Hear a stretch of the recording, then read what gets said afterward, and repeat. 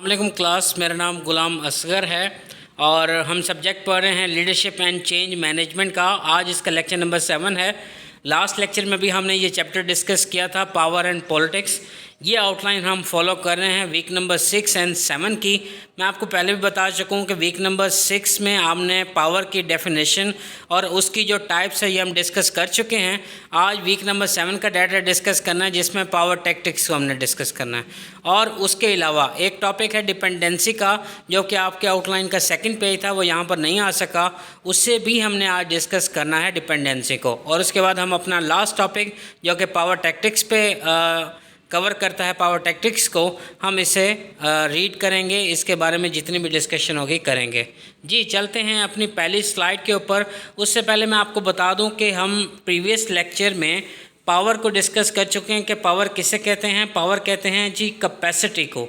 Capacity किस चीज़ की? जिसमें पर्सन ए इन्फ्लुएंस कर सकता हो पर्सन बी के बिहेवियर को। ठीक है, जो पर्सन बी का बिहेवियर है वो पर्सन बी जो है वो वही चीज़ों पर एक्ट करेगा जिसे पर्सन ए डिज़ायर करता है। अब हमने पढ़ा था कि पावर के एस्पेक्ट्स में जो सबसे इम्पोर्टेंट फंक्शन है वो है डिपेंडेंसी का। डिपेंडेंसी के बारे में हमने कहा था कि जितनी ज़्यादा डिपेंडेंसी होगी उतनी ज़्यादा दूसरे पर्सन के पास पावर होगी इन्फ्लुएंस करने की। इसका मतलब यह है कि जितना पर्सन बी डिपेंडेंट होगा ए के ऊपर, उतनी ही ज़्यादा डिपेंडेंसी होगी और उतनी ही ज़्यादा पावर होगी पर्सन ए के पास। अब वो डिपेंडेंसी होती किस वजह से? उन्होंने कहा कि वो पोजेशन और control of scarce organisational resources की वजह से, कि यानी कि कुछ स्केर्स कहते हैं जो लिमिटेड क्वांटिटी में मौजूद हों और उन्हें यूज़ करना लिमिटेड पीपल्स के, लिमिटेड पर्सनस के पास उनकी अथॉरिटी मौजूद हो। जब किसी के पास ऐसे रिसोर्सेज मौजूद हों जो लिमिटेड हैं, वो सबसे ज़्यादा पावरफुल समझे जाते हैं। अब आपको एग्जांपल के तौर पर बताता हूँ कि अगर हम एक ऑर्गेनाइजेशन है, एक मैन्युफैक्चरिंग कंसर्न फर्म है और हम प्रोडक्ट्स प्रोड्यूस करते हैं। आपको पता है कि प्रोडक्ट प्रोड्यूस करने के लिए आपको रॉ मटेरियल की ज़रूरत पड़ती है। अब अगर आपका रॉ मटेरियल सिर्फ एक सप्लायर के पास आता है तो आपकी डिपेंडेंसी एक सप्लायर पर बढ़ जाती है, इसीलिए वो सप्लायर जो है वो आप पर ज़्यादा पावर रखता है। अगर आपका जो रॉ मटेरियल है वो 3 से 4 सप्लायर्स के से आपको रिसीव होता हो तो आपकी डिपेंडेंसी किसी एक सप्लायर पर बहुत कम होती है, बल्कि आप 4 या 5 सप्लायर पर डिपेंडेंसी रख रहे हैं। यानी आपके जो रिसोर्सेज हैं वो लिमिटेड नहीं हैं, बल्कि उसको प्रोवाइड करने के लिए अगर एक पर्सन नहीं है तो 2 से 3 पर्सन्स मौजूद हैं। ठीक है, सेम कंडीशन जैसे आपने पहली लाइन में पढ़ा, the greater the B's dependency on A, greater the power A has over B. तो अगर हमारे पास एक ही सप्लायर हो तो उसके पास पावर ज़्यादा होगी क्योंकि हमारी डिपेंडेंसी ज़्यादा होगी, और अगर हमारे पास 3 से 4 सप्लायर हों तो डिपेंडेंसी कम होगी, इसकी वजह से पावर भी उनके पास कम होगी।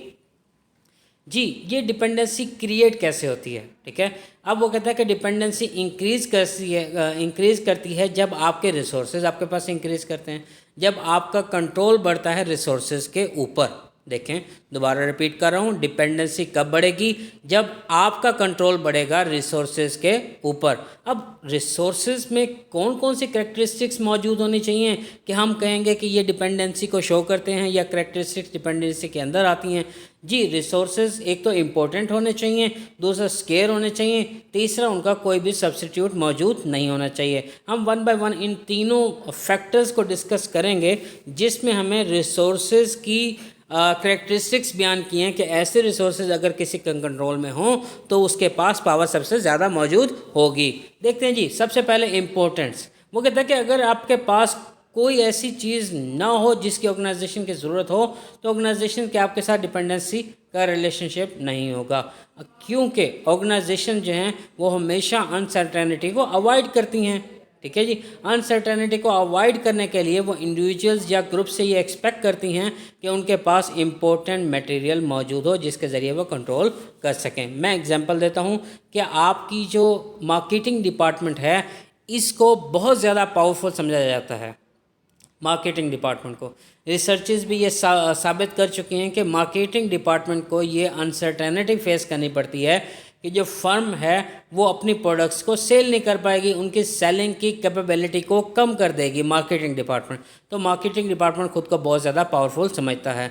इससे हम ये नतीजा निकाल सकते हैं कि ये बिल्कुल वैलिड है। कैसे भला? आपको पता है कि मैत्सुशिता जो है एक ऐसी कंपनी है जो टेक्नोलॉजिकल बेस्ड है, अब जो कि आपकी बहुत ज़्यादा डिपेंडेंट है आपके इंजीनियर्स के ऊपर। अब इंजीनियर्स क्या करते हैं, उनके प्रोडक्ट्स को मेंटेन रखते हैं, टेक्नोलॉजिकल एडवांटेजेस को देखते हैं, क्वालिटी को मेंटेन करते हैं, जिसकी वजह से वो एक पावरफुल ग्रुप है। सेम कंडीशन है प्रॉक्टर एंड गैम्बल के पास। प्रॉक्टर एंड गैम्बल की मार्केटिंग स्ट्रेटजी और इनकी डिस्ट्रीब्यूशन स्ट्रेटजी इतनी स्ट्रांग है कि इनकी एक दिन प्रोडक्ट जो लॉन्च होती है वो नेक्स्ट डे में मुल्क के हर कोने में पहुंच जाएगी। जहां जहां प्रोडक्ट की ज़रूरत होगी, जहां जहां कस्टमर अवेलेबल होगा, वो प्रोडक्ट वहां पर पहुंच जाती है। ये प्रॉक्टर एंड गैम्बल की डिस्ट्रीब्यूशन स्ट्रेटजी है। अब हम डिस्कस करें डिपेंडेंसी को। अभी तक हमने डिपेंडेंसी में सिर्फ और सिर्फ वो करेक्टरिस्टिक्स डिस्कस कर रहे हैं जिन रिसोर्सेज की बेसिस पर हम डिपेंडेंसी के रिलेशनशिप को क्रिएट करते हैं और उसके स्ट्रेंथ को चेक करते हैं। इम्पोर्टेंस हो गया। अब आते हैं स्केर्सिटी की वजह से। स्केर्सिटी किसे कहते हैं कि लिमिटेड इकोनॉमिक्स आपकी पूरी की पूरी बेस करती है, जिसमें हम सबसे पहला यूज़ ये वर्ड करते हैं कि रिसोर्सेज आर स्केर्स, कि जिस भी रिसोर्सेज से हम अपना मटेरियल हासिल कर रहे हैं वो लिमिटेड है। अगर हम ऑयल की बात करें, ऑयल भी लिमिटेड है, ठीक है, उसका बेटर यूज़ सबसे बेस्ट है। अब देखें, सबसे पहले जिसने लैम्बोर्गिनी बनाई थी, लैम्बोर्गिनी फेरुशियो लैम्बोर्गिनी ने बनाई थी। वो एक टेक्नीशियन था, ठीक है, उसने अपना एक डिज़ाइन बनाया प्रोडक्ट का, अपनी कार का डिज़ाइन बनाया, एक एडवांस रेसिंग कार्स उसने बनाई। अब देखें, इसका सबसे बड़ा एडवांटेज हुआ इन्हें वर्ल्ड वार 2 के अंदर। वर्ल्ड वार 2 में आपको पता है कि रिसोर्सेज बहुत ज़्यादा लिमिटेड थे, तो इसके पास जो लैम्बोर्गिनी था, इसके पास ऐसी स्किल्स थी जिसके इसने कार को भी इन्होंने फिट किया और उसके बाद टैंक की भी रिपेयरिंग वगैरह की। अपनी मैकेनिकल स्किल्स को यूज़ करते हुए इसने अपने सारे सुपीरियर्स को इम्प्रेस किया। इटालियन आर्मी की रोड्स उसके पास उनके पास चलती थी, तो उनको भी उसने रिपेयर किया, टैंक्स को रिपेयर किया, कार्स को रिपेयर किया, जबकि कोई और दूसरा उसे फिक्स नहीं कर सकता था। आफ्टर द वार, जंग के बाद उसने ये एडमिट भी किया कि उसने ये काम सारा इसलिए इंडिविजुअली किया क्योंकि जब वो आइसलैंड पर पहुंचा तो उसे कुछ मैनुअल्स मिले। उसने उन सारे मैनुअल्स को मेमोराइज कर लिया और फिर उन्हें डिस्ट्रॉय कर दिया, जिसका नुकसान ये हुआ कि वो इनडिस्पेंसिबल हो गया, कि उससे उसकी डिपेंडेंसी बढ़ गई। उसके बगैर आपके पास कोई और ऑप्शन मौजूद नहीं था। जब भी हम मैकेनिकली स्किल्स की ज़रूरत पड़ती, चीज़ों को रिपेयर करने की ज़रूरत पड़ती, तो हमें उसकी ज़रूरत थी। ये इम्पोर्टेंस और दूसरा स्केर्सिटी का ऑप्शन को वाज़िया करता है। अब वो कहता है कि डिपेंडेंसी का जो रिलेशनशिप है ये ऑक्यूपेशनल कैटेगरीज़ में आता है। ऑक्यूपेशनल कैटेगरीज़ में वो लेबर की एग्जांपल देता है। वो कहता है कि लेबर की सप्लाई जहाँ पर बहुत ज़्यादा होगी वहाँ उनके पास निगोशिएशन पावर नहीं होती। देखें, आज अगर कोविड की सिचुएशन है तो आपको पता है कि हर बिज़नेस ऑलमोस्ट बंद पड़ा है, किसी बिज़नेस के बाद प्रोडक्शन नहीं है। फ़र्ज़ करें एक बिज़नेस जो है वो आपकी इजाज़त ले लेता है प्रोडक्शन करने की, कंपनी को चलाने की, लोगों को काम करने की, तो क्या होगा कि बहुत से ऐसे एम्प्लॉयज़ हैं जो अनएम्प्लॉयमेंट का शिकार हैं। बहुत से ऐसे लोग हैं जो काम करना चाहते हैं, उनके पास स्किल्स भी हैं लेकिन काम नहीं है। अब जब वो निगोशिएट करने जाएंगे तो वो निगोशिएशन नहीं कर सकते, जो कंपनी उन्हें ऑफ़र करेगी वो उसके ऊपर डील कर लेगा। लेकिन अगर किसी के पास जो सप्लाई ऑफ लेबर है वो बहुत स्किल्ड है और बहुत ज़्यादा रेयर है, उनके पास नेगोशिएशन पावर भी ज़्यादा है, तो डिपेंडेंसी का रिलेशनशिप भी बढ़ जाता है और स्ट्रॉन्ग होता है। इस वजह से वो बार्गेन भी अच्छा कर लेगा। इसी तरह से कंप्यूटर इंजीनियरिंग फैसिलिटीज़ हैं, ठीक है, वो बहुत ज़्यादा नेगोशिएशन करती हैं हायर सैलरीज़ के लिए। टीचिंग लोड्स बहुत ज़्यादा लाइटर होता है और बहुत से बेनिफिट्स उन्हें मिलते हैं। अब आ जाते हैं नॉन सब्सटीट्यूट एबिलिटी। सब्सटीट्यूट किसे कहते हैं कि जब आप प्रोडक्ट ए यूज़ ना करना चाहें उसकी जगह पे आप प्रोडक्ट बी यूज़ करें। मैं आपको एग्जांपल के तौर पर पेश करता हूं। अगर आप कोक की डिज़ायर रखते हैं ना कि आप कोक पीना चाहते हैं और प्रोडक्ट आपको कोक नहीं मिल रही, तो आप क्या करेंगे, पेप्सी ले लेंगे। पेप्सी नहीं मिल रही, 7 अप लेंगे। 7 अप नहीं मिल रही, फांटा लेंगे। फांटा नहीं मिलेगी तो लोकल प्रोडक्ट्स पे आ जाएंगे। लोकल प्रोडक्ट्स नहीं होगा तो फ्रेश जूसेस पे आ जाएंगे।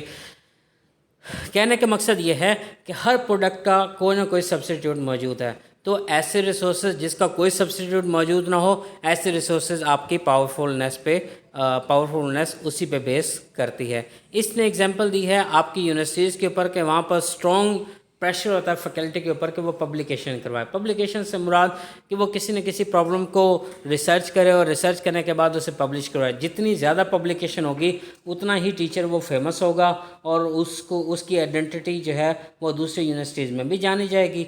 लेकिन जो लोग पब्लिश नहीं करवा पाते उनका अपने सुपीरियर से भी प्रेशर होता है उनके ऊपर और यूनिवर्सिटी का भी प्रेशर होता है, ठीक है, कि उनको जॉब जो है उनकी जॉब की कंफर्मेशन या फिर उनकी जो ट्रांसफरेबिलिटी या अपने पेज में रेजेस के लिए उनके लिए पब्लिकेशन बहुत ज़्यादा ज़रूरी है।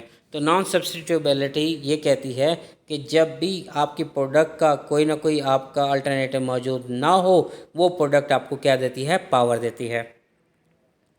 अब आ जाते हैं पावर टैक्टिक्स के ऊपर। पावर टैक्टिक्स से क्या मुराद है? पावर टैक्टिक्स से मुराद वो वेज, वो मेथड हैं जिसके ज़रिए इंडिविजुअल ट्रांसलेट करते हैं power basis into specific actions. यानी उन वेज एंड टैक्टिक्स को कहा जाता है जिसके ज़रिए आप पावर्स को तब्दील करते हैं एक्शंस में। यानी पावर तो है आपके पास, कैपेसिटी भी मौजूद है, लेकिन किस तरीके से आप लोगों से काम लेंगे वो तरीके क्या कहलाते हैं, वो पावर टैक्टिक्स कहलाते हैं। यानी वो ऑप्शन जिसके ज़रिए इन्फ्लुएंस किया जा सके अपने कोवर्कर्स को, एम्प्लॉयज़ को, बॉसेस को, in any way, in any direction जो है आप इन्फ्लुएंस कर सकते हैं, ठीक है। अगर आपके पास फॉरेन पावर मौजूद नहीं है तो आपके पास पर्सनल पावर मौजूद होगी, तो आप क्या है इफ़ेक्टिवली दूसरों को इन्फ्लुएंस कर सकते हैं। अब आते हैं जी, टोटल 9 इन्फ्लुएंशियल टैक्टिक्स हैं जो रिसर्च ने साबित की हैं। सबसे पहला है legitimacy, rational persuasion, inspirational appeals, consultation, exchange, personal appeals, ingression, ठीक है, इंग्रेटिशन, ठीक है, उसके बाद है प्रेशर, कोलिएशन। ये 9 टैक्टिक्स हम इंडिविजुअली डिस्कस करेंगे और फिर हम इसे कंपेयर करेंगे कि कौन सा टैक्टिक सबसे बेहतर है और कौन सी सिचुएशन में कौन सा टैक्टिक बेटर है और कौन कौन से सॉफ्ट टैक्टिक्स हैं, कौन सी हार्ड टैक्टिक्स हैं। फिर हम इस पर डिस्कशन करेंगे। पहले हम इससे क्या करते हैं, डिफ़ाइन कर लेते हैं। सबसे पहले आप लेजिटिमेसी को देखें। लेजिटिमेसी कहते हैं relying on your authority position and saying a request accordance with organisation policies और रूल्स। देखें, आपकी डायरेक्शन बहुत इंपॉर्टेंट है। अगर आप सबऑर्डिनेट हैं और अपने सुपीरियर से काम करवाना चाहते हैं, सुपीरियर को इन्फ्लुएंस करना चाहते हैं, तो लेजिटिमेसी इन्फ्लुएंस ये होता है कि आप ऑर्गेनाइजेशनल पॉलिसीज़ और रूल्स के अकॉर्डिंग्स रिक्वेस्ट करें।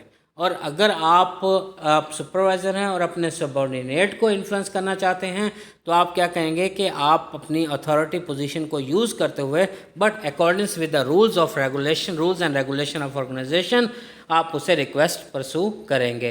फिर है रैशनल परसुएशन। रैशनल परसुएशन कहते हैं कि जो भी बात आप मनवाना चाहते हैं, जो भी बात आप जिस एक्शन के लिए, जिस बिहेवियर के लिए आप इन्फ्लुएंस करना चाहते हैं, आप उसे लॉजिकल आर्गूमेंट्स और फैक्चुअल एविडेंस के थ्रू अपनी रिक्वेस्ट को फॉरवर्ड करेंगे। क्लियर है जी? आप अपनी रिक्वेस्ट को किसके ज़रिए, logical arguments and factual evidence के थ्रू आप क्या करेंगे, उसे रीज़नेबल साबित करेंगे। थर्ड है इंस्पिरेशनल अपील्स। इंस्पिरेशनल अपील्स क्या होते हैं कि आप इमोशनल कमिटमेंट बना लेते हैं। इमोशनल कमिटमेंट के ज़रिए आप अपील करते हैं टारगेट वैल्यूज़ को, नीड्स को, होप्स को, एस्पिरेशंस। देखें, अगर मैं एक कंपनी का मेंबर हूं और मैं अपने कस्टमर्स को इन्फ्लुएंस करना चाहता हूं अपने प्रोडक्ट से, तो मैं कस्टमर्स के नीड्स, होप और उसके एस्पिरेशंस देखूंगा, उनकी वैल्यूज़ को देखूंगा, फिर उन्हीं को टारगेट करते हुए अपने प्रोडक्ट को उन्हें सेल करूंगा। ये होती है इंस्पिरेशनल अपील। फिर है जी कंसल्टेशन। कंसल्टेशन कहते हैं कि आप जिस टारगेट को आपने इन्फ्लुएंस करना है, बेसिकली टारगेट से मुराद वो पर्सन है जिसे आपने इन्फ्लुएंस करना है, तो अगर उस पर्सन को इन्वॉल्व करें, उसको अप्रिसिएशन करें, उससे इन्वॉल्व करें अपने डिसीजंस में, अपने प्लान में उसे शामिल कर लें, तब भी आप अपना मकसद अचीव कर लेंगे। तीसरा फिर है नेक्स्ट है एक्सचेंज। एक्सचेंज से मुराद ये है कि आप उससे टास्क परफॉर्म करवाते हैं इन एक्सचेंज ऑफ रिवॉर्ड मतलब बेनिफिट्स, पॉजिटिव बेनिफिट्स, फेवर्स के थ्रू। फिर है पर्सनल अपील्स। पर्सनल अपील से मुराद कि आप उसको रिक्वेस्ट करते हैं on the basis of friendship और लॉयल्टी, ठीक है। अगर आपका एम्प्लॉय है तो लॉयल्टी, अगर आपका कोलीग है तो उसको फ्रेंडशिप की बेस पर आप उसे अपील कर सकते हैं, स्पेसिफिक रिक्वेस्ट कर सकते हैं टास्क को परफॉर्म करने के लिए। फिर है जी इंग्रेशन। इंग्रेशन कहते हैं कि जब आप फ्लैटरली प्रेज और फ्रेंडली बिहेवियर अपनाते हैं और फिर उसे रिक्वेस्ट करते हैं। फिर है प्रेशर। प्रेशर से मुराद आप वार्निंग्स का यूज़ करते हैं, थ्रेट करते हैं, रिपीटेड डिमांड्स करते हैं, कोलिएशन, लास्ट वन है जी कोलिएशन से मुराद कि आप एड और सपोर्ट करते हैं दूसरों की ताकि टारगेट जो है वो एग्री हो जाए आपके डिज़ायर आउटकम को अचीव करने के लिए। ठीक है जी, क्लियर है। ये थी, हमने सबको वन बाय वन इससे क्या किया, डिस्कस कर लिया, डिफाइन किया। अब देखें इन सब का आपस में कंपैरिजन करना है। कंपैरिजन किस बेसिस पर कि कौन सा टैक्टिक है जो मोस्ट इफ़ेक्टिव है, पहली बात।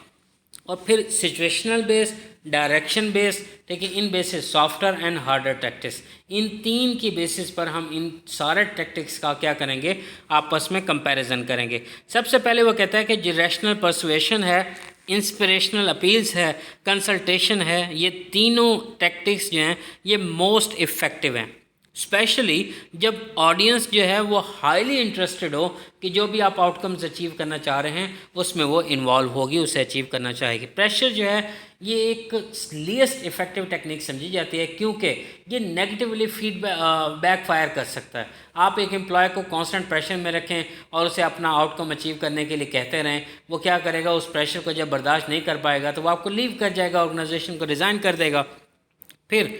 फिर वो थर्ड वन ऑप्शन में ये कहता है कि आप इंग्रेटेशन एंड लेजिटिमेसी दोनों के दोनों नेगेटिव रिएक्शंस हैं, दोनों के दोनों आउटकम्स तो देते हैं, बट जब ऑडियंस आपकी डिसीजन के बारे में फ़िक्र ना कर रही हो और उसे पता हो कि ये सारे रूटीनली डिसीजंस हैं, पॉलिसी के अकॉर्डिंग काम कर रहे हैं, डिसीजन प्रोसेस चल रहा है, हम उसी को फॉलो कर रहे हैं, तब वो इजीली आपको फॉलो करेंगे। अब देखें इसमें हमने तीन टैक्टिक्स पहले हमने पढ़ी जिसमें हमने कहा कि तीनों की तीनों बहुत ज़्यादा इफेक्टिव हैं। फिर चौथी हमने प्रेशर पढ़ी जिसका हमने ये पढ़ा कि वो बैकफायर कर सकता है। फिर हमने कहा इंग्रेडेशन, पाँचवीं और छठी लेजिटिमेसी, दोनों के नेगेटिव रिएक्शंस होते हैं जब आप अपने आउटकम्स को अचीव करना चाहें, but only when the audience does not really care about the outcome of a decision process और पॉलिसी इज़ रूटीन, यानी रूटीनली डिसीजंस हो रहे हैं उनके ऊपर।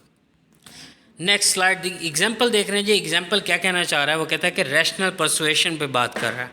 रैशनल परसुएशन का आपको पता होगा कि आपको लॉजिकल आर्गूमेंट्स के बेसिस पर आप क्या करेंगे, परसू कर सकते हैं अपनी रिक्वेस्ट को। कैसे भला, आप वो कहते हैं कि अगर आप चाहते हैं कि आपकी सैलरी इंक्रीज़ की जाए तो सैलरी इंक्रीज़ करने के लिए आपको आर्गूमेंट्स देने पड़ेंगे। आर्गूमेंट्स ऑन द बेसिस कि आप पहले कम्पीट करेंगे अपने दूसरे कॉलीग के साथ कि जो सेम सर्विसेज दे रहे हैं और उनकी सैलरी कितनी है, और फिर अगर उनकी सैलरी भी आप जैसी है फिर आप एक्स्ट्रा परफॉर्म करके दिखाएंगे और उस एक्स्ट्रा परफॉर्म को रिपोर्ट भी करेंगे ताकि आपके रिजल्ट्स की बिना पर आपके परफॉर्मेंस को जज किया जाए और आपके रेजेस को बढ़ाया जाए, आपकी सैलरी के रेजेस बढ़ाए जाएं। देखें वाइस प्रेसिडेंट की एग्जांपल दे रहा है डॉन जगुडा एसोसिएट्स। उसने 16% रेज़ किया अपने सेल्स के अंदर और फिर उसने अपने बॉस को ईमेल किया वो नंबर्स जिसमें वो शो कर रही थी कि इसने सेल्स को इंक्रीज़ किया है। अब उसका सैलरी कैलकुलेटर का गुड यूज़ किया जिसके ज़रिए उसने अपनी सैलरी को बढ़ाया गया। यानी आप salary.com पे जा सकते हैं और अपनी सैलरी दूसरों के साथ कंपेयर कर सकते हैं। अब वो दूसरा कहता है कि किसी भी टैक्टिक्स की इन्फ्लुएंस जो है वो डायरेक्शन पे डिपेंड करती है। मैंने आपको बताया था ना कि हम सबसे पहले जनरल कंपैरिजन करेंगे, फिर हम डायरेक्शन पे डिस्कस करेंगे कि डायरेक्शन किस तरफ है। यानी आपको नेक्स्ट डायग्राम में बेहतर नज़र आएगा। देखें ज़रा, उन्होंने कहा कि इन्फ्लुएंस दो तरह का होता है, या फिर अपवर्ड होता है या डाउनवर्ड। अपवर्ड से क्या मुराद है कि आप एम्प्लॉय हैं और आप अपने सुपरवाइज़र पे इन्फ्लुएंस डालना चाह रहे हैं। डाउनवर्ड से मुराद कि आप सुपरवाइज़र हैं और अपने एम्प्लॉय सबऑर्डिनेट्स पे आप इन्फ्लुएंस डालना चाह रहे हैं। फिर है लेटरल इन्फ्लुएंस, यानी दोनों तरफ इन्फ्लुएंस डालना, दोनों पार्टीज आपस में इन्फ्लुएंस डाल सकती हैं। अपवर्ड इन्फ्लुएंस में देखें रैशनल परसुएशन सबसे बेस्ट टेक्निक है। आपको पता है कि आप आर्गूमेंट्स के जरिए लॉजिकल फैक्चुअल बेस एविडेंस देकर अपनी बात मनवा सकते हैं। डाउनवर्ड इन्फ्लुएंस में क्योंकि आपके पास अथॉरिटी भी मौजूद होती है तो आपके पास सारे के सारे ऑप्शंस मौजूद होते हैं। ठीक है, आपके 7 के 7 जो हैं कंसर्न्स मौजूद हैं। लिटरल इन्फ्लुएंस में कुछ टेक्निक्स हैं जिसमें से रैशनल परसुएशन है, कंसल्टेशन है, इंग्रेशन है, एक्सचेंज है, लेजिटिमेसी है, पर्सनल अपील्स है, कोलिएशंस है। ये टेक्निक्स हैं जो ओनली इफ़ेक्टिव हैं, वरना दूसरी टेक्निक्स इफ़ेक्टिव नहीं होती। अब ये जब आप टेक्निक्स अपनाते हैं तो आप पावरफुल बन जाते हैं। अब वो कहता है कि ये थर्ड कंपैरिजन है जिसमें मैंने आपको बताया था कि सॉफ्टवेयर टेक्टिक्स और हार्डर टेक्टिक्स दोनों का हम कंपैरिजन करेंगे। पहले आप क्या करते हैं, सॉफ्टवेयर टेक्टिक्स यूज़ करते हैं, यानी आप अपनी पर्सनल पावर पे रिलाई ज़्यादा करते हैं। पर्सनल पावर पर जब आप रिलाई कर रहे हैं तो आप इंस्पिरेशनल अपील्स, रैशनल परसुएशन और कंसंट्रेशन ये टैक्टिक्स यूज़ कर सकते हैं। अब ये अगर फेल हो जाएं, पहले तो ये फेल नहीं होगी, अगर ये फेल हो जाएं तब आपको हार्डर टैक्टिक्स पे आना पड़ेगा। हार्डर टैक्टिक्स कौन कौन सी हैं जी? एक्सचेंज है, कोलिएशन है और प्रेशर है। ठीक है जी। अब यह हार्डर टैक्टिक्स यूज़ करने के लिए आपके पास फॉर्मल पावर होना बहुत ज़्यादा ज़रूरी है। यानी पर्सनल पावर तो सॉफ्टवेयर टेक्निक्स, अगर फॉर्मल पावर है तो हार्ड टैक्टिक्स को आपको यूज़ करना पड़ेगा। और जब आप सॉफ्टवेयर टैक्टिक्स के ज़रिए उसे फोर्स नहीं कर सकते, आप उसे मोटिवेट नहीं कर सकते, तब आप हार्ड टैक्टिक्स यूज़ करते हुए उसे मोटिवेट करते हुए अपने काम निकलवाते हैं। ठीक है जी। उसके बाद ये कहता है कि लोग डिफरेंट पॉलिटिकल स्किल्स रखते हैं और उनके पास डिफरेंट एबिलिटीज़ मौजूद होती हैं अपने ऑब्जेक्टिव्स को कंप्लीट करने के लिए। अगर किसी की पॉलिटिकल स्किल जो है वो ज़्यादा इफ़ेक्टिव होगी और उसको ज़्यादा टास्क जो है आउटकम मिलेगी। देखें, वो कहता है कि जब स्टेक्स हाई हों, आपकी कंपनी 3 साल से लॉस में जा रही है और आप अब चाहते हैं कि आपकी कंपनी प्रॉफिट में जाए, तो स्टेक्स बहुत हाई हैं, क्योंकि इस दफ़ा भी लॉस में गई तो आप बैंक्रप्सी का शिकार हो सकते हैं। जबकि वो कहता है कि वो इंडिविजुअल्स जिनके पास पॉलिटिकल स्किल्स कम होती हैं, उनके आउटकम्स को अचीव करने के भी जो है एबिलिटी वो कम होती है। ठीक है जी। फाइनली हम ये डिसीजन दे सकते हैं कि जिन ऑर्गेनाइजेशन का कल्चर डिफरेंट होता है, तो डिफरेंट कल्चर की वजह से डिफरेंट टेक्निक्स अप्लाई करनी पड़ती हैं, डिफरेंट टैक्टिक्स अप्लाई करनी पड़ती हैं। कुछ ऑर्गेनाइजेशन जो होती हैं वो वार्म, रिलैक्स, सपोर्टिव होती हैं, उसमें फॉर्मल और कंजर्वेटिव जो है वो पार्टिसिपेशन एंड कंसल्टेशन वजह से टैक्टिक्स जो हैं वहाँ अमल ज़्यादा अच्छा करती हैं। और जहाँ पर लोग ज़्यादा एक्सट्रोवर्ट हों, टीम वर्क करना चाहते हों, वहाँ पे आपकी कॉन्शियसनेस हो जाती है। ठीक है। दूसरी टेक्निकल टास्क को अंजाम देने के लिए बाकी सारी टैक्टिक्स जो हैं वो आपकी पर्सुएसिव होती हैं और आपका टास्क अचीव हो जाता है और आप इन टैक्टिक्स के ज़रिए पावर अचीव कर सकते हैं। ठीक है जी। Thank you so much. अल्लाह हाफिज़।